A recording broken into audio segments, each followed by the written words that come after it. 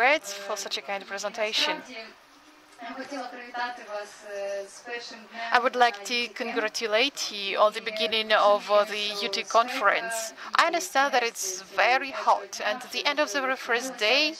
That is why probably you have retired, but I would ask you for a bit of your attention because I really want to share this story with you.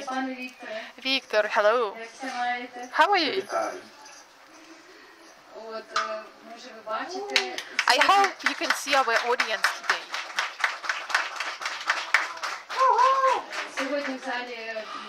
So today among our audience we have a lot of young faces of students, translators, beginning translators. And I think that our conversation will be interesting to you. So let me start from telling you about how we met. The story is the following. When I was studying at the university, when I was about to graduate, we had a subject, we had a task to describe a portrait of a famous translator. I thought about Victor at once, because his translation of Harry Potter series was the motivation behind my switching into Ukrainian language, because my native language is Russian actually, but when I started reading translation of Harry Potter into Ukrainian, I discovered Ukrainian language and you. I understood how rich it is, how many secrets and treasures it hides. And of course I wanted to describe the portrait of translator Victor Morozov as an added bonus. I had the opportunity to talk to a real literature translator of a book that I was a fan of. Victor has his own website that really helped me when writing this essay. There he published his email address, and I thought, well, if I write using this address, nobody will read my email. And it's a bit scary to write to a famous translator. But I wrote an email. I wrote to him that I wrote an essay about you. Thank you so much for your translation of Harry Potter. And what would you think? I got a reply from Mr. Morozov himself. So, Victor, please tell me, how did it happen? Why did you reply my email? It's my pleasure to answer this question, but first, well, I would like to hear, because I hear interpretation of into English, and I almost don't hear Veronica. So can you please help me?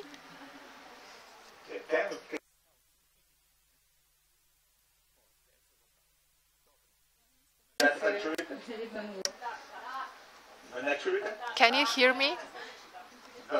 Okay. Okay, now let me tell you the story. And let me tell you how we met with Veronica. So I received an email from Veronica, and I was interested. Not because I read an essay about myself, because I actually get quite a lot of different essays, different works about myself, but mostly this is from Western Ukraine, from the universities in Lviv. But I get very few messages from Eastern Ukraine, and it was very important to me to receive this email. And do you know why? Let me explain. First, there was a lot of interesting things in this email. Both Veronica and I studied at the Department of Foreign Languages. I in Lviv and she in Kharkiv. We tried to translate, and we are also interested in music. We are both musicians. And the most important is that we even have the same zodiac sign. We are both Geminis. But the most important, and I need to step back. Why did I start translating Harry Potter?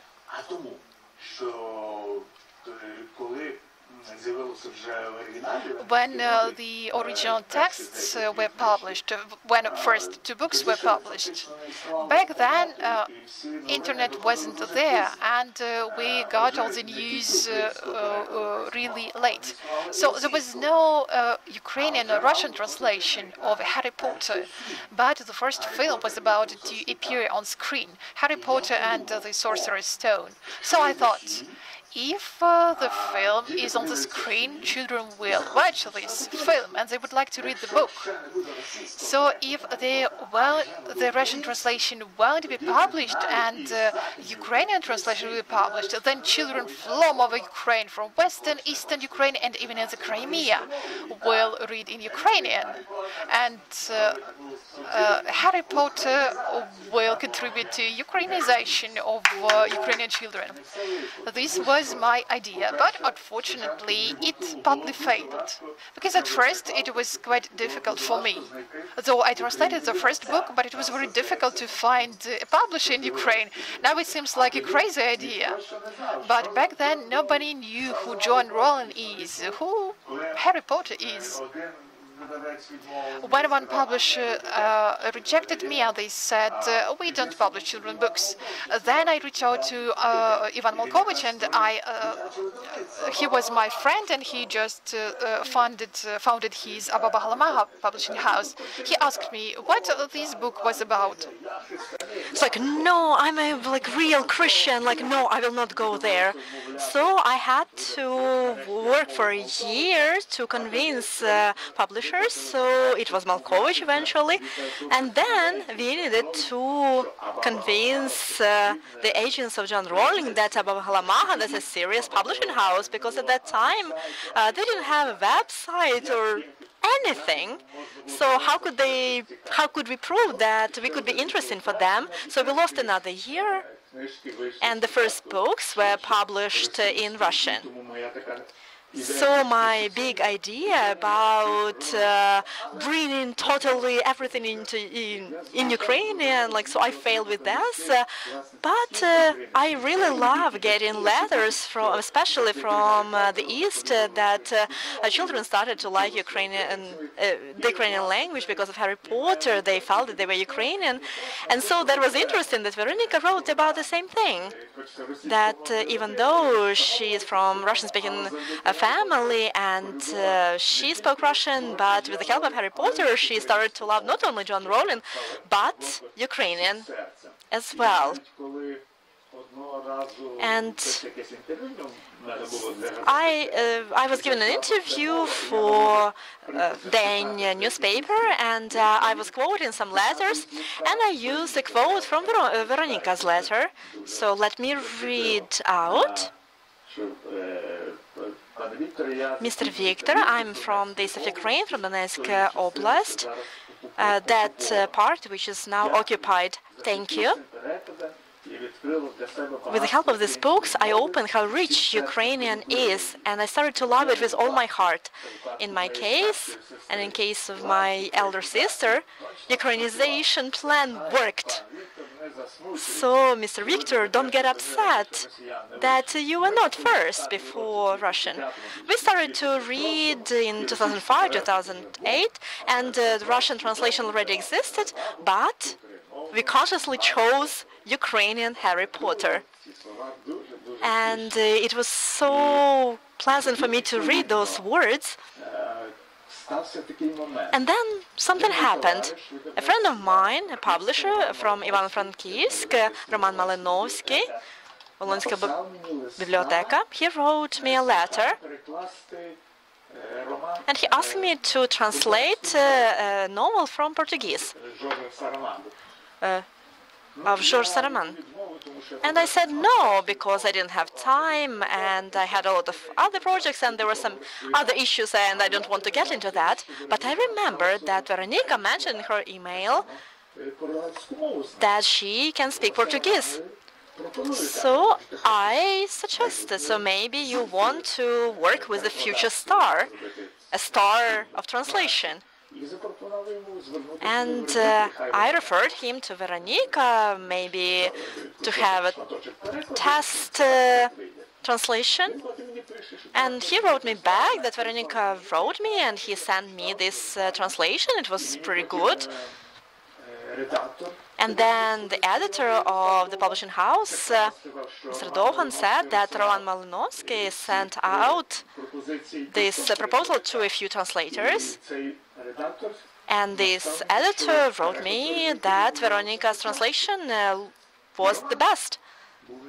And Roman didn't mind publishing this translation, but he had some doubts because Veronica was young and inexperienced.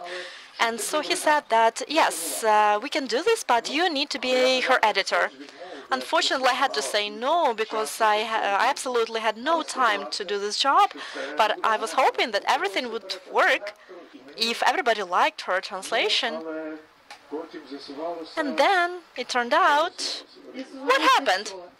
It happened that we have unexpected letters, and this story continues because I got a letter from this editor. I did this test,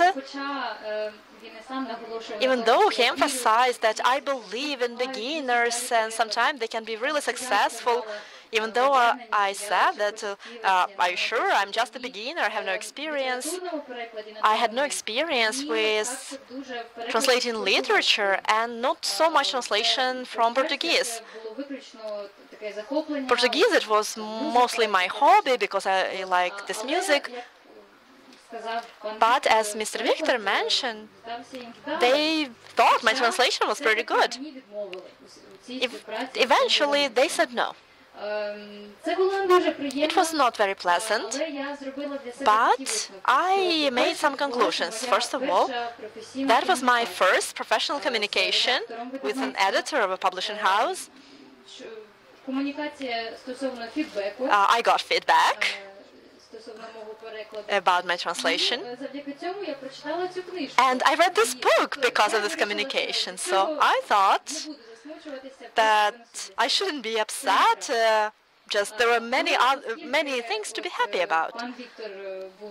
But as Mr. Victor was happy about my test translation, I started to think that maybe it could be useful if I asked for his references for some of the future projects, because I was about to graduate at that time, and I was thinking about starting to work and to translate literature and to work with publishing house. And I decided to write letters to many publishing houses and introduce myself. So I asked Mr. Victor to write me a letter of reference, and he was very kind to say yes. And so then we have a second part of the story. Oh, that's my turn. Okay.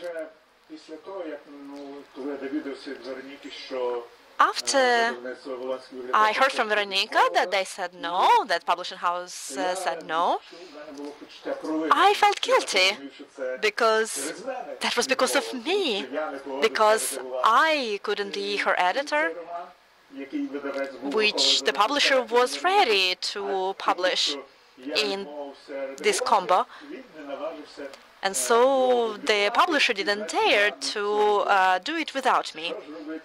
So I didn't know what to do and how to compensate that. But then there was another interesting case. I got another letter from a different publisher, Ivan Nepokora, who had just recently created a new publishing house. And I asked me about my free time to translate one novel of an Irish writer, very interesting based on his words, and I would have loved to work with this, but I was extremely busy and I couldn't. And again, I remembered about Veronica, and maybe that would be my compensation. So then I told Ivan, maybe you would like to work with young talent, with future translator star. I know this star. Her name is Veronica. I wrote him, and he agreed. And then he got in touch with Veronica, and he had to clarify, like, is it okay if I ask her to do a test? It's like, yeah, of course. I said, sure. And he got in touch with Veronica, and as far as I know, so they are about to get some result. So, yes, we did get something out of it because I did the test. So I want to say a few words about the novel. It's not a simple novel because basically it's fan fiction of Kevin Barry, the Irish writer, about imaginary trip of John Lennon to the island which he bought in Ireland in 1978. So the prose is not simple. I mean that it's very postmodernistic. It reminds a stream of consciousness. Sometimes it's not really clear who exactly is talking at this moment. And sometimes some words, they have multiple interpretation. That's if you talk about translation. But if you talk about subject matter, that was very interesting for me because it's about music. About the Beatles, which I hadn't known that much about them, about John Lennon and the whole story. And having done this translation, this test, so then it was approved, and imagine, we started working together. So basically, a novel for a beginner, that's not easy. The novel has been translated. The editing is over. We had a few discussions with my editor, and I thought about my editor during the previous presentation. I tried to be honest and recognize my mistakes, try to justify my position. It's very interesting professional experience, I mean communication with the editor. And so now they are preparing a cover. It's in the pipeline at this moment, and the name of this novel is quite interesting. Beetlebone. Beatles and bone, which really created a lot of difficulties with the interpretation of this name. What comes to mind when you hear Beetlebone?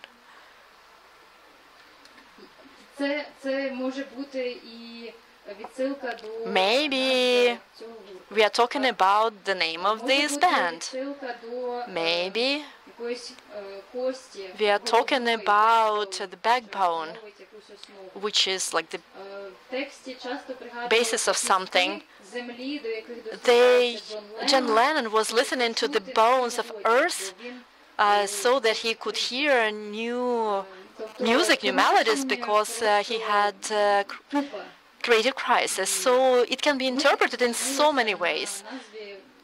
And so we decided to stick to Beetlebone, just to have little translation. And we checked how they translated in French and Spanish. They came up with some real unpredictable versions.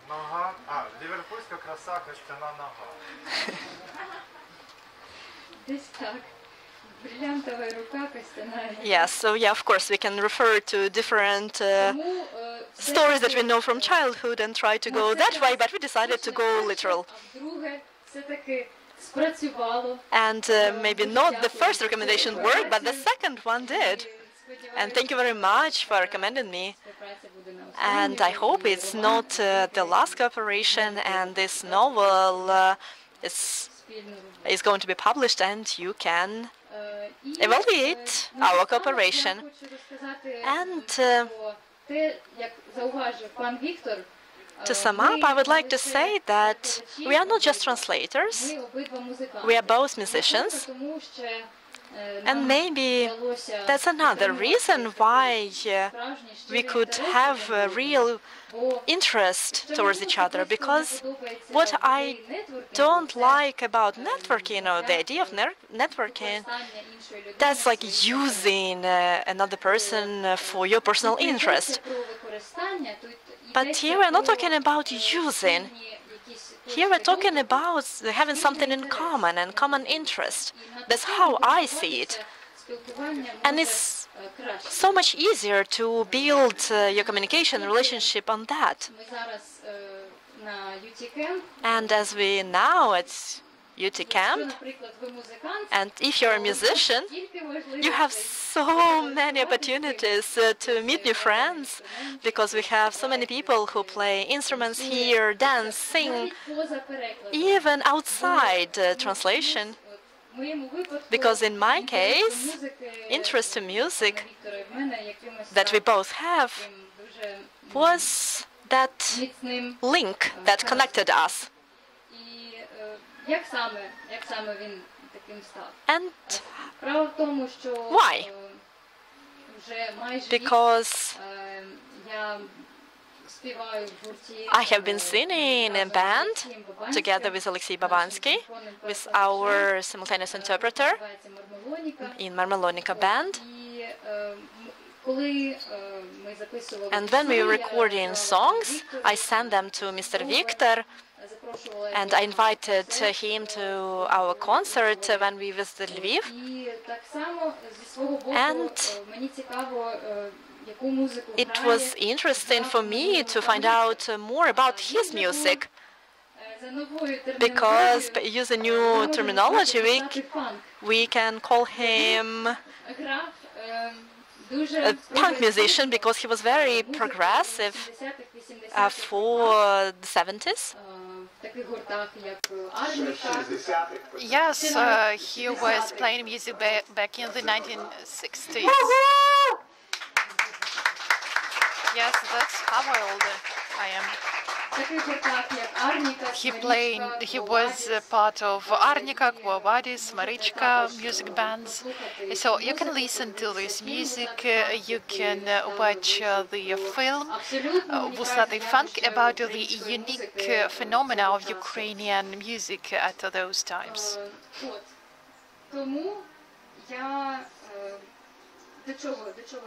So, I want to say that we kept in touch. Victor was interested in our music, and in my turn, in our turn, we were interested by the music of Victor. In social media, we kept in touch all the time. We kept in touch on Facebook. So I invite all of you to find professional partners, or just meet and greet other people, to communicate with other people that you are interested in, those people who inspire you, and maybe it will lead to a productive cooperation. It seems to me that first you need to see a person, to treat him or her from a personal, from human point of view, and then to treat this person as a professional. And I invite all of you to fight your fears, to overcome your fears, to listen to people, to try to talk to people that you're interested in, to write a letter or an email to these people if you know them, and if they think good of you, to ask for recommendation.